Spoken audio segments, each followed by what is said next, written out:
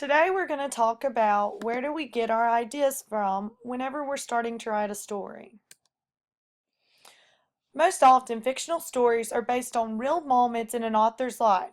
They may not be actual events in their life, but they could be events that he or she had wished had happened or that they have seen in other people's lives. Our stories can come from moments in our lives or ideas that we had and that we wished were books in our own. Sometimes I wish there were books about girls who wanted to be farmers when they grew up. So maybe I jot down a few ideas about this in my writer's notebook. I would need to invent this character, this girl that wants to become a farmer. What she wants to be. So what kind of farmer? Why does she want to be a farmer?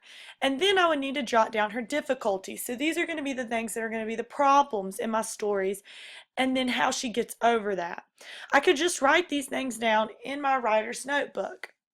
This is a way that you can develop an inspiration page in your writer's notebook that you can come back to whenever you're stuck and you need an idea.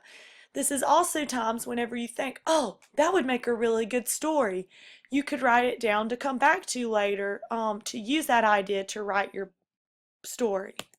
So what I want you to do now is I want you to think about something that you wish were a book for kids, something that you can connect to. Maybe a book about kids like me that aren't very good at sports. So think about something you wish you could read about. So you're going to invent an idea, a character, and just a few details about what they want and what difficulties they have, and write it in your writer's notebook. So what I want you to do is come up with a storyline. What's the main idea of your story? Like mine before, I wanted to write about a story about a girl who became a farmer. Then I need to give a few details about this character. Okay, what is this character like? What does she want? Maybe I already know everything, so I want to list a lot of details. And then what problems? So what problems in my story about the girl becoming a farmer am I going to have? So you're going to hit the pause button, take about 5 minutes to do this, and then we're going to share out some of our ideas to the rest of the class. So go ahead and hit the pause button. Okay, now you should have had some time to write down your ideas and to share them out to the class.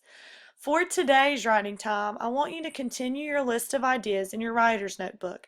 This list you can come back to for inspiration throughout the year when you are trying to start a new story. You can think and you when as you're coming up with these ideas, think about the world around you. Think about your life. Think about what books you wish were in our local libraries and in our library at school. Take all the writing time today to just come up with these different ideas because often we don't get enough time to think about ideas that we want to write about later.